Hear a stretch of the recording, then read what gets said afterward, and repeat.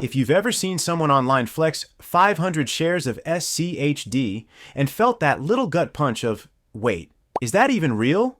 Or is that just a number someone's using to get me to click? I want you to sit with that feeling for one more second, because we're about to run the actual math out loud together, and I'm not going to round anything up to make it sound better. Meet Marcus. Marcus is 49, and 2 years ago he did something a lot of guys in their 40s and 50s do when they feel behind. He tried to fix it by being everywhere at once. He put $16,700 into 14 different high-yield dividend stocks he found on forums and finance shorts. Big names, small names, a couple he honestly can't remember the tickers for anymore. 2 years later, he logs into his brokerage app to check his 2026 dividend total, $380.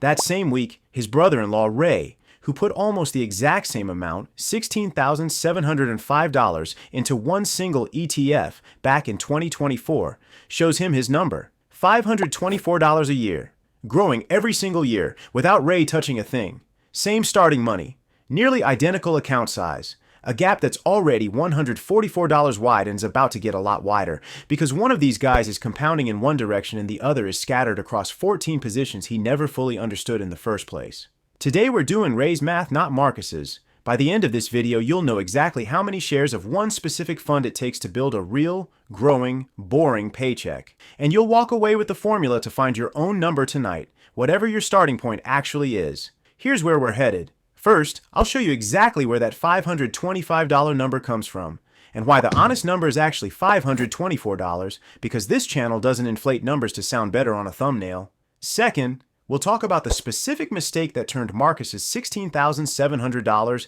into $380 instead of $524, and there's a good chance you've already made a smaller version of it without realizing it. And third, I'll hand you the formula that turns this from SCHD's math into your math, so it works no matter what your account actually looks like right now. Let's start with the number. The fund is SCHD, the Schwab US Dividend Equity ETF. As of this recording, it trades around $33.41 a share, and over the last 4 declared payments, June, March, December, and September, it's paid out a combined $1.48 per share. That $1.48 is the number that actually matters because it's the trailing 12-month dividend, not a guess about the future. Multiply that by 500 shares and you get $524. Not $525, $524. I'm telling you that on purpose because the moment I round a number up to make a title sound better, I've lost the thing that makes this channel worth trusting. You can pull up SCHD's dividend history right now and check my math yourself. $524 a year, paid out in 4 checks on a position that cost about $16,705 to build at today's price. That's a 3.14% yield. It's not the highest yield you'll find. REITs and covered call funds will out-yield SCHD easily. And we're going to talk about exactly why that's true, and why it might actually be a feature, not a flaw, later in this video. Here's the formula, and this is the part I actually want you to write down.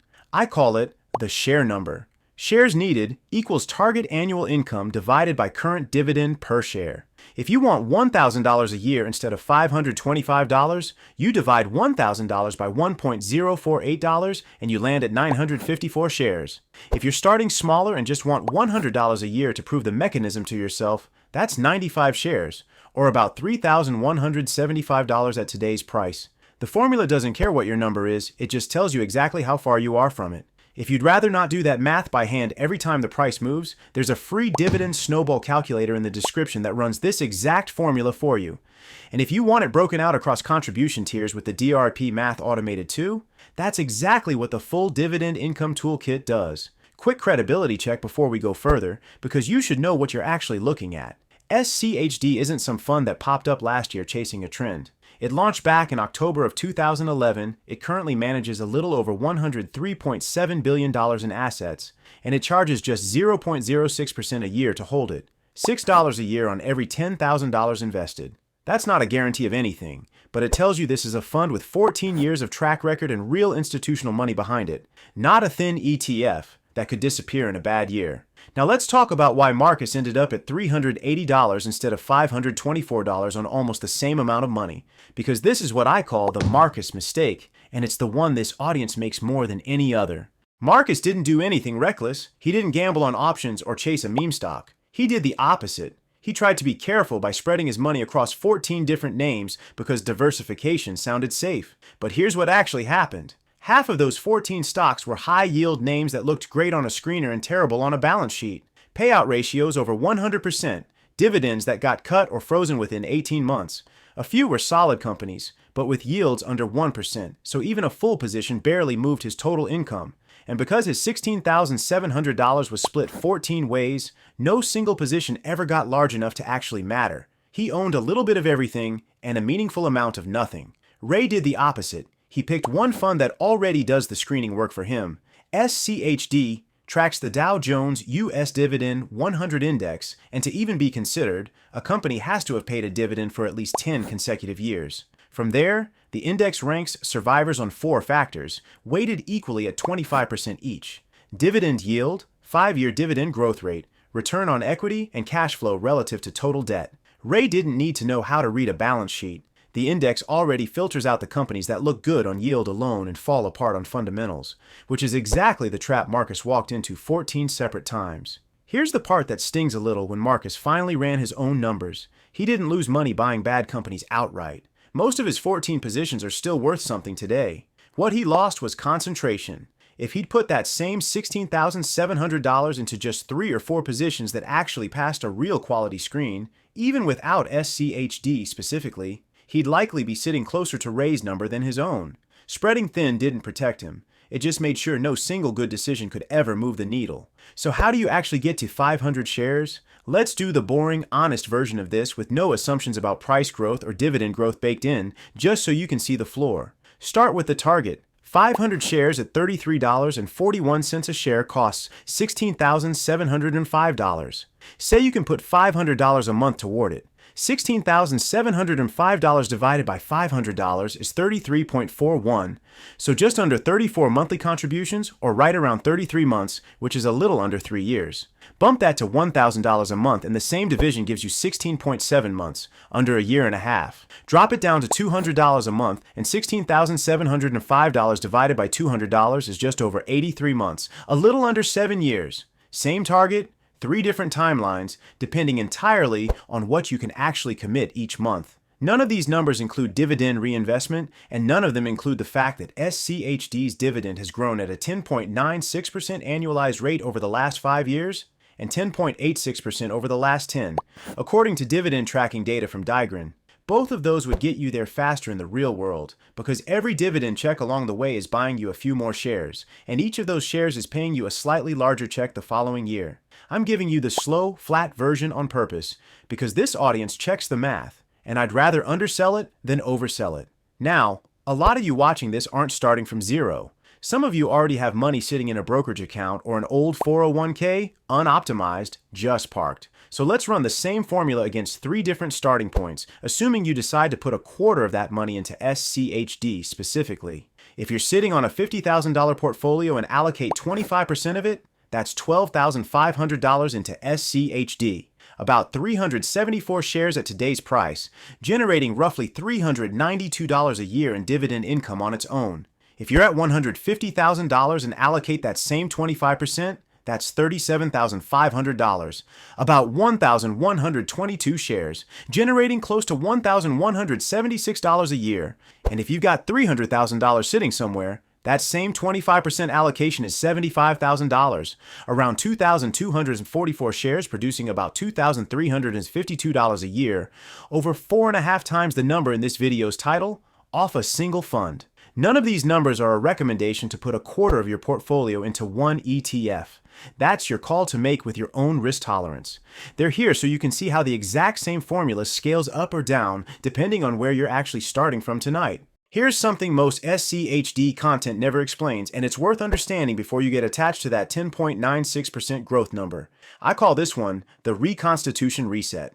SCHD doesn't just sit on the same 100 companies forever, waiting for each one to individually raise its dividend. Once a year, every March, the index goes through a full reconstitution. It drops the companies whose yield has fallen too low and replaces them with new companies that currently pay more. So a meaningful chunk of SCHD's dividend growth isn't the same 100 companies getting more generous year after year. It's the index itself swapping in higher-paying stocks on a schedule. That matters for one reason. It's actually why the June 2026 payment came in at 0.2525 a share, slightly below June 2025's $0.2602, a dip of about 3% on that single quarter. That's not SCHD cutting anything. It's the mechanical result of a portfolio that gets rebuilt around current yields once a year, not a company-by-company promise that never wavers. Zoom out to the full-year number and the growth trend holds, but zoom in on any single quarter and it can move against you. Understanding the mechanism means you're not blindsided by a normal mechanical dip. Two more things worth knowing before you build this position. The first one I call the REIT trade-off. SCHD's index rules explicitly exclude REITs, MLPs, and preferred stock. That's deliberate. REITs are legally required to pay out at least 90% of their taxable income, which pushes yields up but leaves less capital behind to actually grow the business. Real estate investment trusts as a group are currently yielding around 4.00% according to Nareit's own industry data against SCHD's 3.14%. SCHD is trading some current yield for companies that keep more cash to reinvest and grow that dividend over time.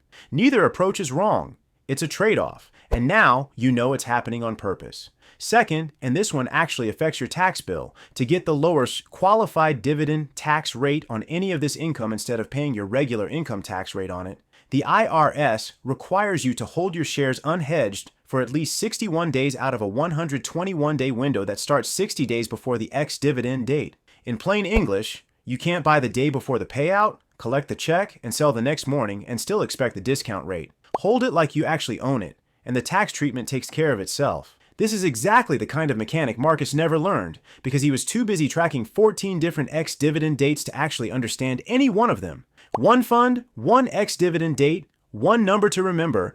That's not a small convenience. It's the whole reason boring and concentrated tends to beat exciting and scattered once tax season shows up. Let's bring this together. 500 shares of SCHD at today's price costs about $16,705 to build and currently pays out $524 a year. Not $525, but close enough that the title's math holds up. The formula behind that number is shares needed equals target income divided by current dividend per share, and it scales to whatever number actually matters to you. The mistake to avoid is Marcus's mistake. Spreading thin across names you don't understand instead of trusting one methodology that already does the screening. The mechanism to understand is the reconstitution reset. SCHD's growth comes partly from the same companies raising payouts and partly from the index itself, swapping in higher yielding names every March. And the trade-off to accept is the REIT trade-off. SCHD deliberately gives up some current yield in exchange for financial quality, on purpose, by design. Marcus eventually did the math on his 14 positions and realized most of them weren't doing anything for him. He's since consolidated into fewer, stronger positions. SCHD is now one of them. Ray's still doing what he's always done, nothing dramatic, just letting the reconstitution and the reinvestment do the work every March and every quarter after that. Neither of them started with more money than the other. One of them just started with a formula instead of a feeling. That's the actual difference between $380 and $524. And now you have the same formula they do. If you want to see how SCHD stacks up against the other funds people use to actually live off dividends, including a couple that might fit your situation better than SCHD does, go watch The Best ETFs to Live Off Dividends in America, linked right after this one. It picks up exactly where this video leaves off. And before you go, drop a comment and tell me your number. How many shares of SCHD do you already own, or how far off are you from 500? I read every comment on this channel, and I want to know where you're actually starting from.